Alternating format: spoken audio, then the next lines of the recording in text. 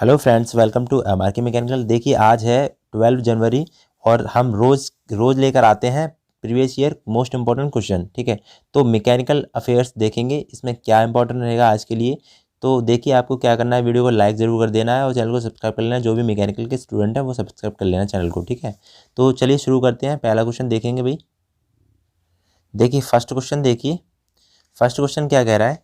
If the bulk modulus K modulus of elasticity is E Poisson ratio 1/m, then which of the following is true. तो आपको ये relation दे रखे हैं, in relation में आपको true relation बताना है। इनमें से आंसर कौन सा होगा आपके हिसाब से, बताइए जल्दी। कोई देखिए आप कमेंट बॉक्स में आंसर बताते जाएंगे साथ साथ में, तो आपका कॉन्फिडेंस बढ़ेगा और आप सही बता पाएंगे। ठीक है, देखिए तो इसका आंसर हो जाएगा सी आंसर। ठीक है, ई बराबर 3 के 1-2/m। ठीक है, ये हो जाएगा।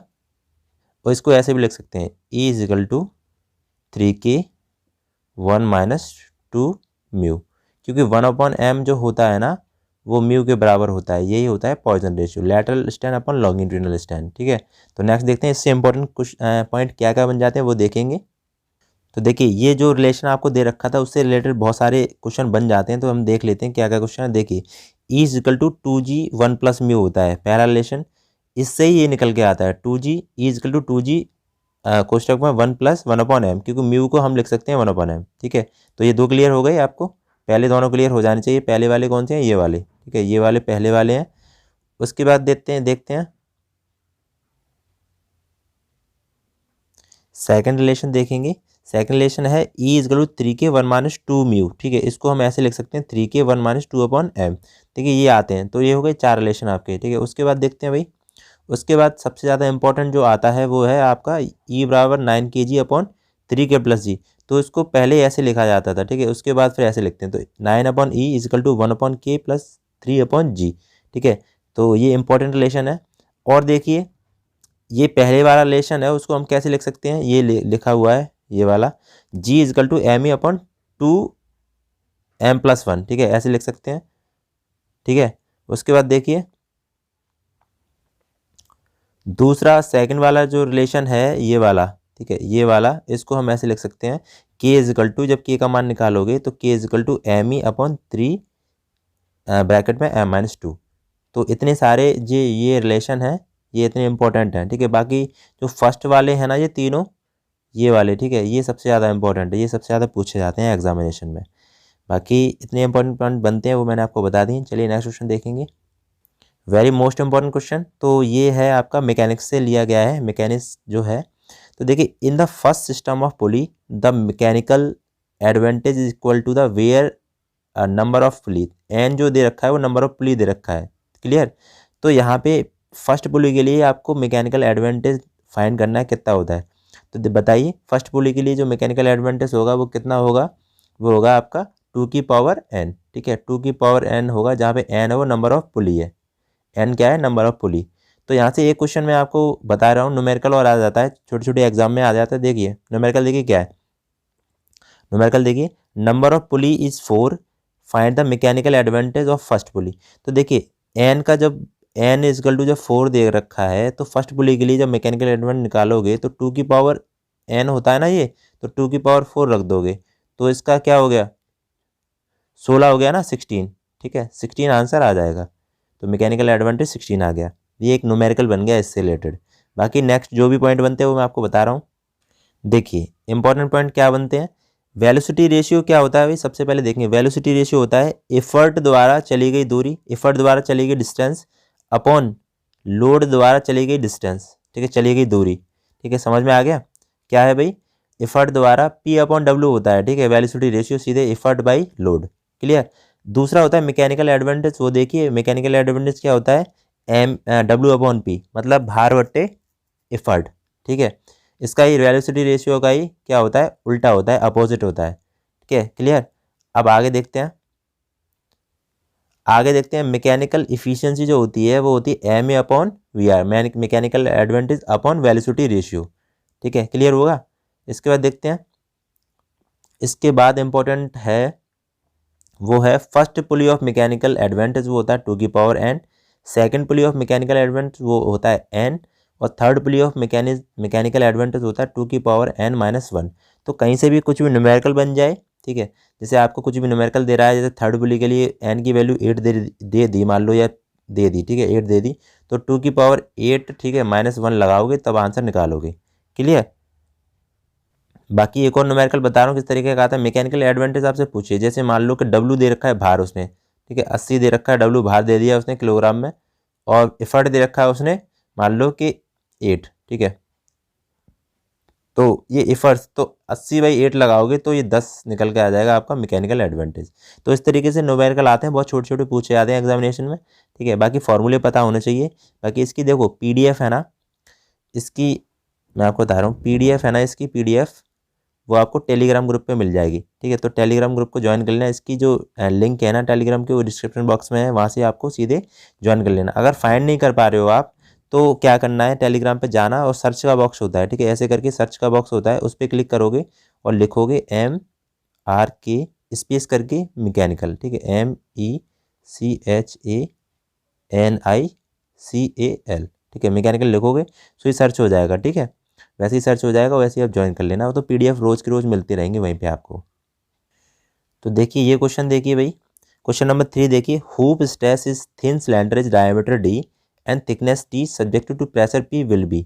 तो हुप स्ट्रेस आपको बताना, देखिए बहुत ही ज़्यादा इंपॉर्टेंट है, इसरो में पूछा गया है, उसके बाद UPR VNL में पूछा गया है, SSC JEE में 2014 में पूछा गया क्वेश्चन है। तो ये बताइए हुप स्ट्रेस होती है या सर्कमफ्रेंशियल स्ट्रेस भी बोलते हैं हुप स्ट्रेस को, ठीक है। तो इसका आंसर क्या होगा भाई, इसका आंसर होगा PD/2T, ये हो जाए C आंसर। तो क्या होता है PD/2T। तो इसको देख लेते हैं क्या क्या कुछ क्या क्या इंपॉर्टेंट पॉइंट है इसके।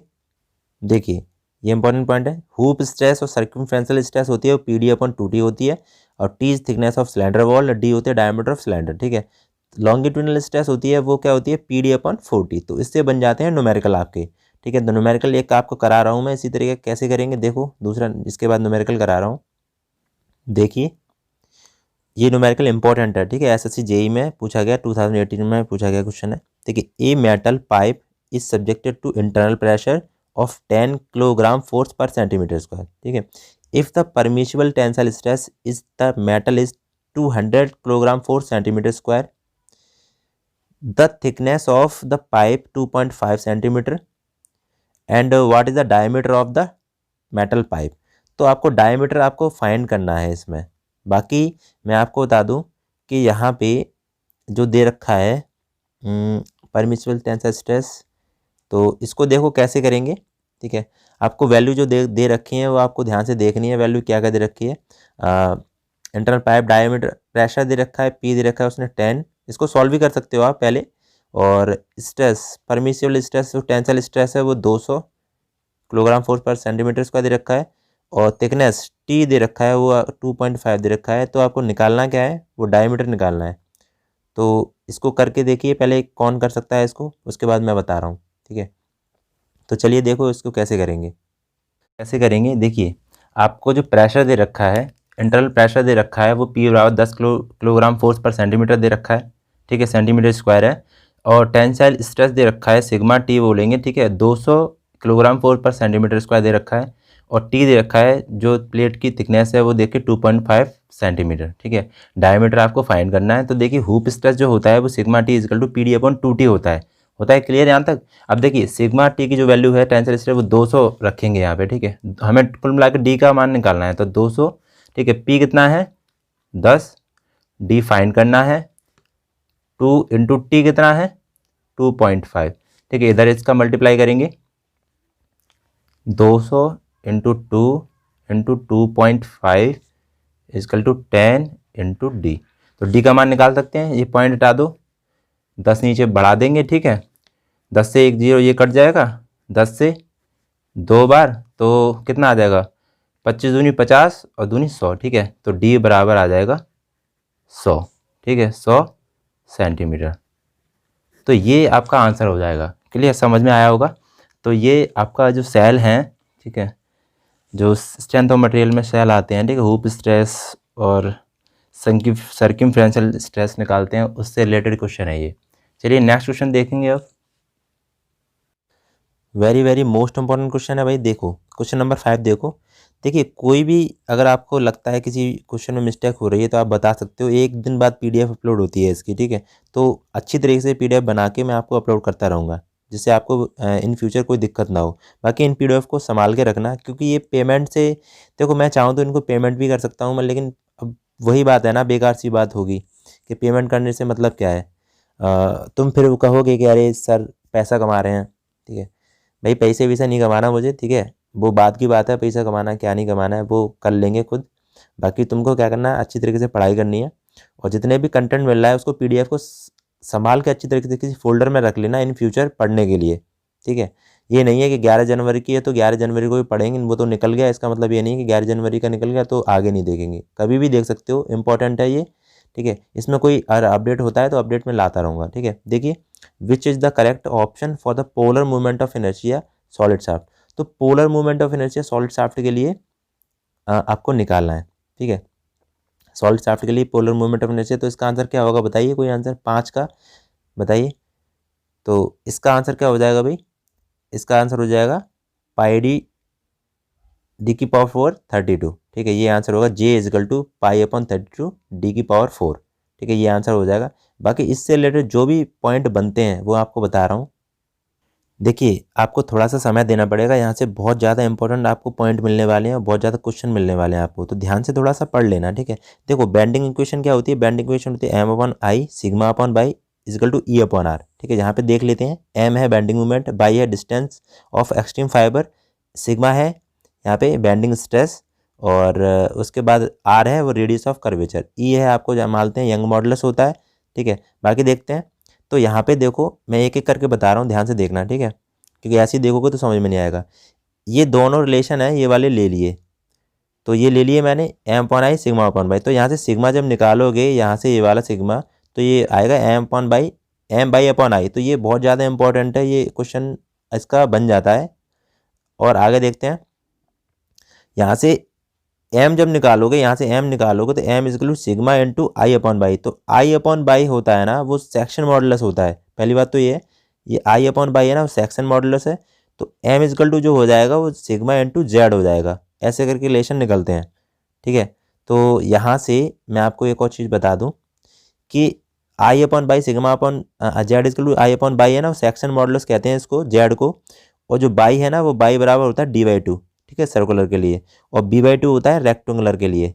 तो कभी भी कोई भी वैल्यू जैसे आपको दे रखी हो, जैसे मैं आपको बता रहा हूँ, मूवमेंट ऑफ इनर्शिया आपको दे रखा है, मान लो कि 64 दे रखा है, मान लो मूवमेंट ऑफ इनर्शिया आई की वैल्यू 64 दे रखी है, और बाई की वैल्यू आपको दे रखी है कितनी, चलो मान लो बाई की वैल्यू आपको 6 दे रखी है, तो आप निकाल सकते हो डायरेक्ट जेड, अगर वो आपको सेक्शन मॉडुलस पूछे तो 64/6 कर दोगे तो ये आंसर निकाल लोगे आप, ठीक है।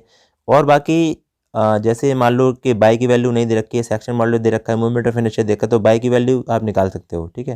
तो इस तरीके से निकाल सकते हैं, कोई दिक्कत नहीं, इससे रिलेशन से वो very very most important relation है Z = सेक्शन मॉडुलस। अब आगे देखते हैं, ठीक है। देखिए ध्यान से पढ़ लो, कोई दिक्कत नहीं है, मैं आपको पूरा बता रहा हूँ अच्छी तरीके से। देखो इसके आगे देखो क्या है,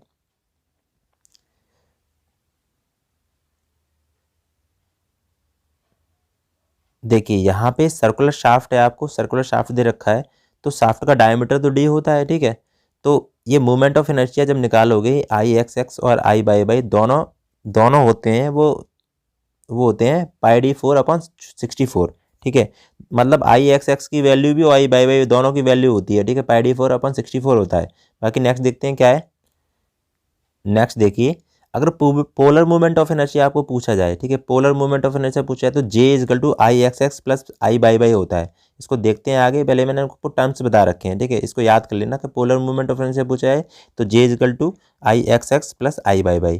बाकी नेक्स्ट देखते हैं, नेक्स्ट क्या है, नेक्स्ट देखिए, अगर पोलर मॉडुलस पूछा जाए आपसे, ठीक है, बहुत अलग अलग टर्म्स हैं, पोलर मूवमेंट ऑफ इनर्शिया होता है, पोलर मॉडुलस, तो पोलर मॉडुलस जो होता है वो होता है भाई ZP = J/R, ठीक है।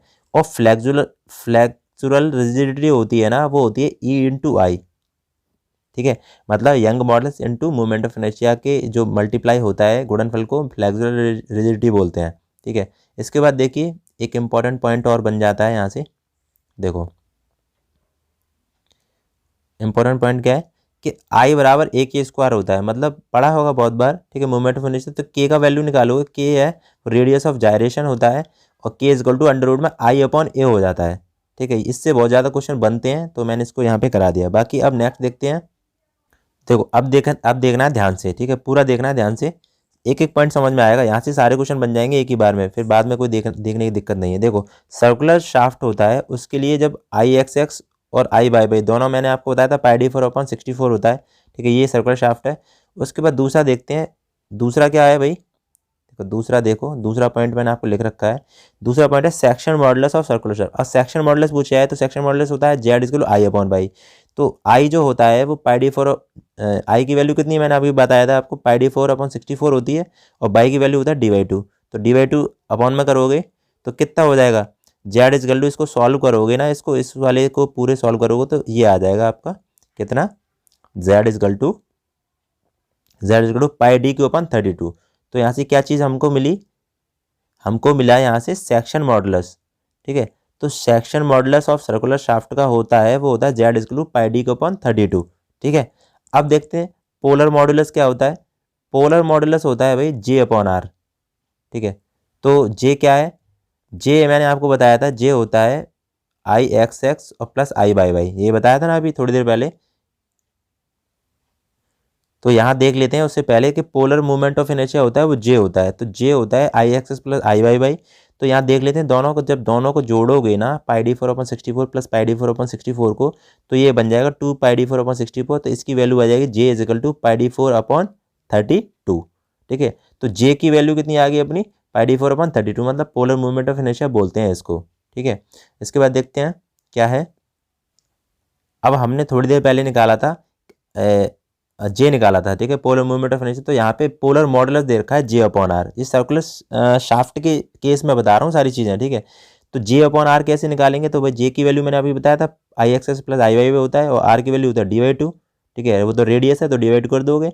इसके बाद जो जे की वैल्यू निकाली थी हमने, वो पाई डी 4/32 निकाली थी इंटू 2/d, ठीक है, ऊपर ले जाएंगे इसको, ठीक है।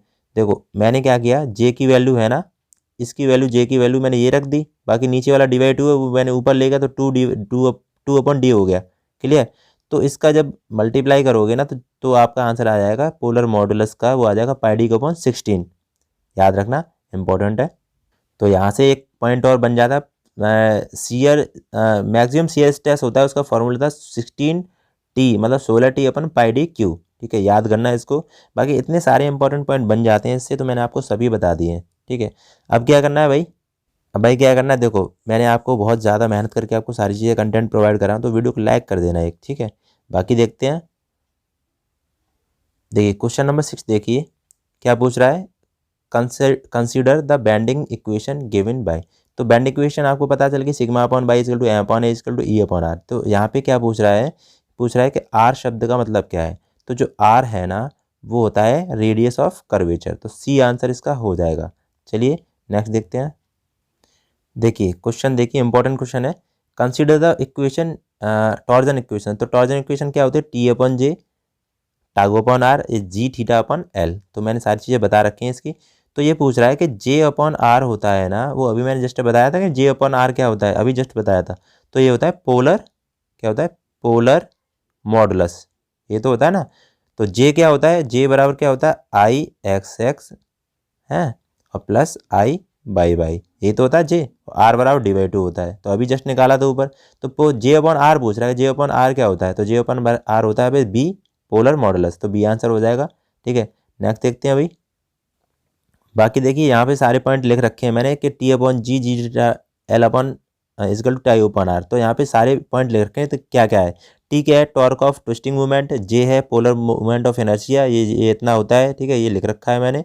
बाकी सी और जी वो एक ही चीज़ है, वो मॉडल ऑफ रिजिडिटी बोलते हैं, और इसका मतलब होता है टाउ अपॉन फाइव, मतलब shear stress upon shear stress, shear stress upon shear strain होता है, ठीक है। बाकी नेक्स्ट देखते हैं। नेक्स्ट क्या है भाई, यहाँ पे जो थीटा है वो एंगल ऑफ ट्विस्ट बोलेंगे, एल है लेंथ ऑफ शाफ्ट, टाउ है शियर स्ट्रेस और आर है रेडियस ऑफ शाफ्ट।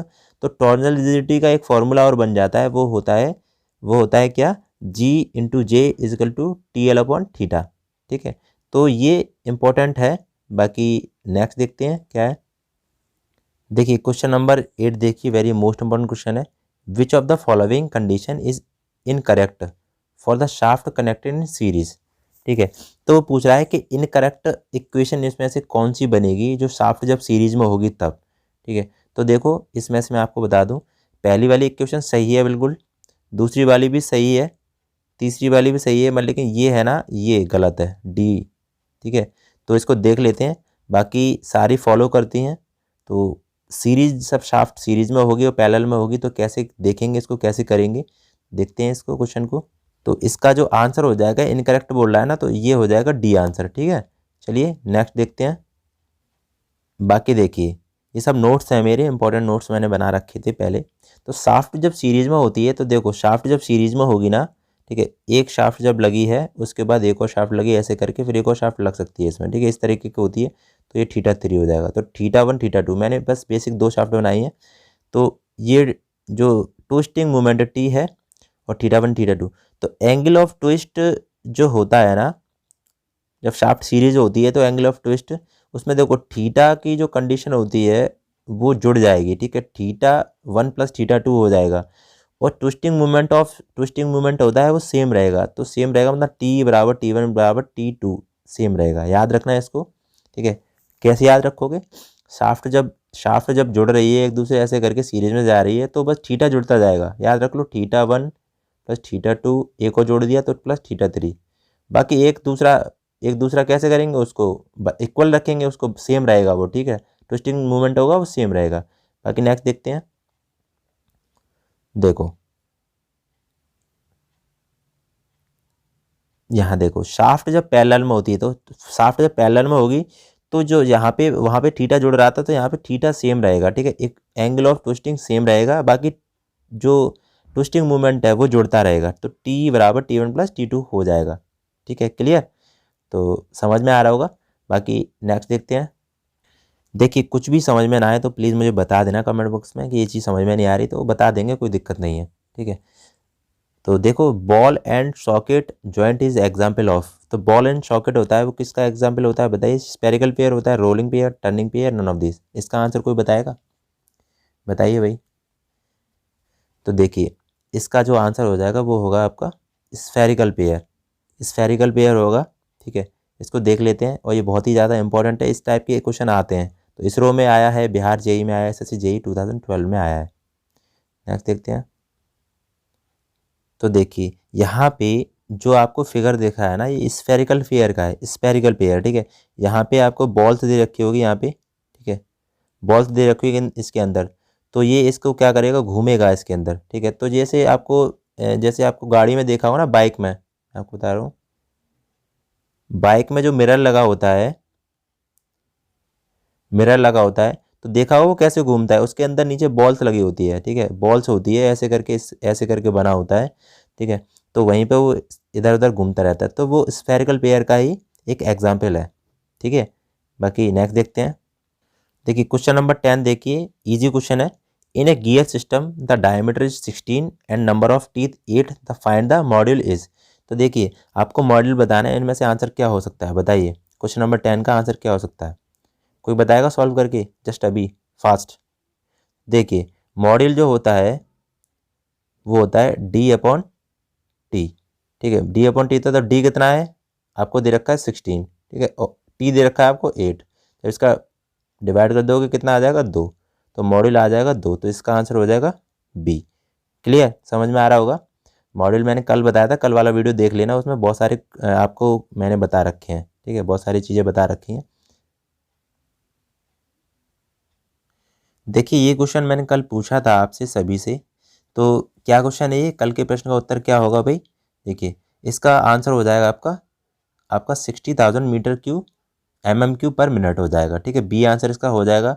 तो जिन लोगों ने इसका आंसर दिया है भाई, तो आपको बहुत बहुत कांग्रेस। देखिए यहाँ पे सबसे पहले जिन्होंने आंसर दिया है वो समरेश बग हैं। ठीक है, समरेश बग हैं। फिर रोहन ने दिया है, मैं यहाँ नाम लिख दे रहा हूँ, रोहन कुमार है। फिर राजेश कुमार है, राजेश कुमार का आंसर सही निकला है। उसके बाद फिर मनीष कुमार है। ठीक है, मनीष कुमार। तो इन 4 लोगों ने आंसर दिया है इसका, तो 60,000 MM³ पर मिनट आंसर दिया है। बाकी जिन लोगों ने दिया है उनका थोड़ा गलत है, कोई दिक्कत नहीं है, उनका गलत आंसर है। बाकी कोशिश करिए, इसको कैसे करेंगे इसको मैं बताता हूँ। तो चलिए देखते हैं इसको कैसे करेंगे। देखिए इस क्वेश्चन को कैसे करेंगे, देखिए ध्यान से देखना, ठीक है। रिवॉल्यूशन आपको दे रखा है, ठीक है, 0.4 mm पर रिवॉल्यूशन, ठीक है। डेप्थ ऑफ कट दे रखा है टी, वो 1.5 दे रखा है। कटिंग स्पीड दे रखी है 100 मीटर पर मिनट। तो मीटर को हम mm में करेंगे क्योंकि mm को हमारी mm में निकालना है, ठीक है। तो mm में करने के लिए 1000 का गुणा करेंगे तो mm पर मिनट आ गया, ठीक है। कटिंग स्पीड यहाँ से इतनी आ गई। उसके बाद देखिए rate of metal removal. Rate of metal removal जो होता है वो होता है ए इंटू कटिंग स्पीड, मतलब एरिया, ठीक है। उसके बाद कटिंग स्पीड। तो एरिया निकालने के लिए क्या करेंगे, देखो जब ए निकालेंगे, एरिया जो होता है वो क्या हो जाएगा, वो हो जाएगा एस, मतलब आपका रिवॉल्यूशन, ठीक है। रिवॉल्यूशन हो जाएगा, मैं आज सीधे लिख देता हूँ, ठीक है। रिवॉल्यूशन इंटू यहाँ पे हो जाएगा टी, मतलब depth of cut, depth of cut, ये याद रखना है, ठीक है। रिवॉल्यूशन एरिया जब निकालेंगे तो रिवॉल्यूशन कितना है 0.4, ठीक है। और उसके बाद यहाँ पे डेप्थ ऑफ कट है 1.5। देखो डेप्थ ऑफ कट है 1.5, रिवॉल्यूशन 0.4, तो यहाँ से एरिया निकल जाएगा अपना कितना 15 चौक 60, ठीक है। तो ये एक बात और ध्यान रखना है, यहाँ पे कितना आ जाएगा, ये 0.6 mm स्क्वायर, ठीक है। 0.6 mm स्क्वायर आ जाएगा। अब देखिए मैं आपको अब बताता हूँ आगे।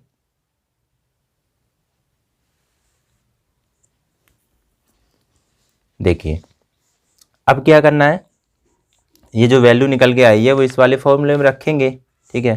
तो इस वाले फॉर्मूले में रखेंगे तो क्या हो जाएगा, अभी रेट ऑफ रिमूवल निकाल के एरिया हमने निकाल लिया 0.6, ठीक है। और कटिंग स्पीड कितनी है, कायदा सैकड़ा 10 लाख 1 लाख, ठीक है, 1 lakh metre mm per minute, ठीक है। तो इसको हम सॉल्व करेंगे। सॉल्व करने का तरीका क्या है, पॉइंट अगर ये हटाओगे 10 नीचे आ जाएगा, एक से कट जाएगा, ठीक है। तो ये आ जाएगा अपना 1 2 3 4, ठीक है, 4 आ जाएगा, मतलब 60,000, ठीक है, 60,000, ठीक है, ये आ जाएगा mm³ पर मिनट। तो ये आंसर हो गया, ठीक है। आई होप आपको समझ में आया होगा क्वेश्चन, ठीक है। आपको समझ में आया होगा कैसे कराया मैंने, तो देख लेना आप। रेट ऑफ रिमूवल का जो फॉर्मूला होता है ए इंटू कटिंग स्पीड होता है, और एरिया होता है revolution into depth of cut. तो एरिया हमें निकालना पड़ेगा, तो revolution into depth of cut लगाएंगे, तो सॉल्व करेंगे तो एरिया निकाल लेंगे। उसके बाद फिर ये सॉल्व, इसका मैंने मान रख दिया इसमें, तो ऐसे निकाल लेंगे। तो जिनका आंसर आया 60,000 उनको बढ़िया बात है, ठीक है। वो लोग पढ़ रहे हैं अच्छी तरीके से, कर रहे हैं, कर पा रहे हैं क्वेश्चन को। बाकी जितने भी क्वेश्चन बनते हैं वो आपको कराता जाऊंगा, ठीक है। चलिए देखते हैं नेक्स्ट क्वेश्चन। देखिए दोस्तों, कल मैंने जो क्वेश्चन कराया था आपको, क्वेश्चन नंबर 5 कराया था, ठीक है। क्वेश्चन नंबर 5 क्या कराया था, the ratio of circular pitch and the module. तो इसका आंसर पाई था, ठीक है। मतलब इसमें थोड़ी सी गलती थी, नीचे मैं आपको दिखा दे रहा हूँ। यहाँ पे जो मैंने नोट पॉइंट कराए थे, नोट पॉइंट में आपको देखिए ध्यान से, सर्कुलर पिच होता है वो πd/t होता है, डायमीटर पिच होता है वो होता है t/d, ठीक है। और मॉड्यूल इसका उल्टा होता है, मतलब d/t होता है और 1 डायमीटर पिच, ठीक है। तो यहाँ पे मैंने एक चीज़ कराई थी आपको, देखो यहाँ पे कराया था कि जो रेशियो दे रखा है सर्कुलर पिच और मॉड्यूल का, वो ये होता है भाई पाई निकल के आएगा, ठीक है, सॉल्यूशन करके। लेकिन इसके बाद जो 5वां पॉइंट कराया था, ठीक है, 5वां पॉइंट कराया था, ये इसमें थोड़ी मिस्टेक होगी। इस जगह पे ना सर्कुलर पिच पे वो डायमीटर पिच लिखेगा, ठीक है। क्या लिखेगा, मैं लिख दे रहा हूँ PD, ठीक है। डायमीटर पिच होगा तभी होगा t/d, ठीक है, और ये d/t होगा, तो ये 1 आ जाएगा।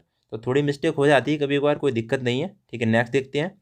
तो किसी भाई ने बता दी थी तो मैंने आपको बता दिया है, ठीक है। ये लिखने में कोई मिस्टेक हो गई है, बात ही कोई दिक्कत नहीं है, ठीक है। चलिए नेक्स्ट देखते हैं अब।